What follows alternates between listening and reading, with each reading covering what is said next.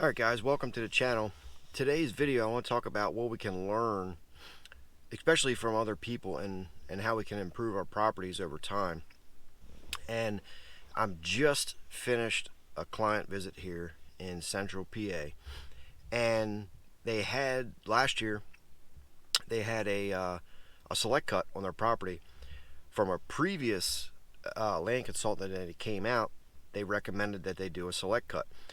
Well, that's basically all they recommended was a select cut. So, I'm sorry, this was 2 years ago. They did a select cut. They hunted this previous season with minimal results. Now, they did have some extra deer. They did see more deer that came into their property, but there was no defined movement or anything like that. They did get some regrowth, and usually in those select cuts, depending on how much they cut, it's going to take a few years to see regrowth. The more you cut on that select cut, the more regeneration that you'll get. The less you cut, the less regeneration that you'll get. So either way, that select cut was great, but that property or land consultant did not recommend any type of food plot program on their property. So when you select cut an entire area, those deer can be anywhere within that select cut, right? Because of the regeneration, the woody browse and the natural browse that you'll get. They'll be anywhere within that property, which is good. You're going to attract deer and all that. But when you're trying to bow hunt an area and actually kill deer, you need a defined movement of those deer. So in order to do that, you need food plots. You need a food plot program to not only attract deer for morning, afternoon hunts or whatever, but you need to have that definition of movement in order to bow hunt those areas. There needs to be areas that have been pinched down with a different type of select cutting area, where you're hinge cutting areas or you're dropping logs to block off a certain area to pinch deer down to your bow stand. There needs to be travel corridors cut within that select cut, and there needs to be food plot movement from bedding to food, so you can hunt those transition areas within that property. Now, this property was 40 acres, and this past consultant recommended that they select cut the entire 40, which I don't like to do. I don't like to recommend, because again, when you do that, yes, that entire area becomes attractive, but then it leaves you, most times, depending on how the property is laid out, if it's a solid chunk of woods, that leaves you no areas to move around your property and maneuver to be able to access tree stands. So instead, I may have recommended select cut half of that, 20 acres of that property, and then put food plots and different bedding areas within there to be able to maneuver around your property, or maybe select cut the back half or the front half, one side or both sides, something. But it just depends how that property is laid out. In this case, it would have been better if they would have select cut the back side of it away from their house and be able to put food plots within there. And obviously, if it's a solid chunk of wood, you're going to have to open up certain areas for food plots to get enough sun in there to be able to get anything to grow anyway. So this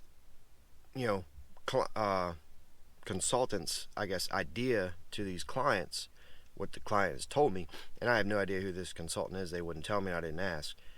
But the whole idea was, if you select cut, you'll get regeneration and you'll get new growth, and that's very good. It's a very good idea.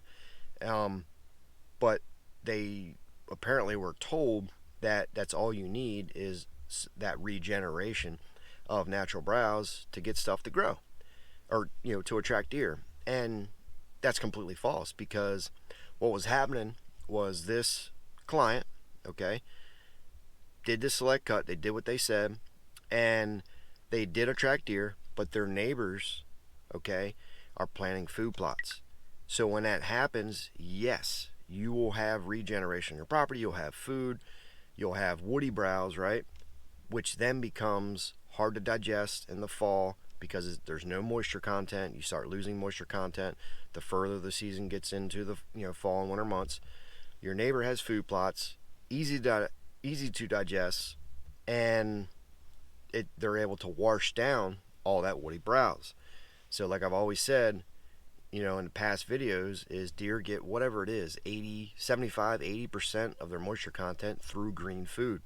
Okay, when they start eating, you know, hard mass such as like acorns and woody browse and things, it becomes hard to digest. They need corn, you know, they need stuff to wash it down. So this is a couple mistakes that this property has is, one, there's no food plots, and two, the entire area was select cut. I would never recommend the entire area. I went to a couple clients last year where I recommended a portion of the property be select cut, a little bit heavier, on the heavier side, and to get regrowth in there, but also which would in turn lead to more strategic bow hunting areas. You know, depending if you're rifle or bow hunting or whatever, it can be set up in different ways. But the majority of times you don't want to select cut this whole thing. You need defined movement with food plots, whatever size they are, you know, or you know, recommended. But there needs to be that regeneration area of browse, and then which transitions through whatever it is, natural pinch points, or there's pinch points that we actually make into a food source such as what we plant, you know, the natural, you know, food plots, brassicas, wheat, rye, you know, some clover, whatever that it may be, whether you're using also, you know, Egyptian wheat to screen down a certain area to pinch it down, or some sort of Egyptian wheat, or I'm sorry, switchgrass, or whatever it is, tree plantings, you're hinge cutting, dropping bigger logs to block something off. So keep this in mind when, you know, you're looking to have that select cut for, you know, if you're looking for some income. Most clients that I personally go to aren't necessarily looking for income, you know, from their timber. They just want better deer. And sometimes, you know, they can make a little bit of money off of that, depending on what, you know, type of timber they have, or, you know, who's cutting it or whatever. But most times they don't really care about the timber. You know, they just want to cut timber in order to get more deer and more browse and make a better deer hunting property. So keep this in mind when you're doing this, guys. You got to have food plots. You got to have that regeneration, which also creates cover on your property. And depending if your property needs that, it varies so widely. But keep that in mind. Drop a comment, let me know how your property is, if you had a select cut, if you cut the entire property, if you cut a portion of the property, if you have food plots, don't have food plots. Just let me know down in the comments. Happy New Year, guys. The podcast is now live on all, you know, streaming platforms, iTunes, Spotify, all that good stuff. The Whitetail Obsession podcast. Check it out. And I'll see you guys on the next video. Thanks for watching this video, guys. If you want more information on food plots, soil samples, and habitat management, click this video right here on the screen. Thanks for watching. Subscribe if you guys are new.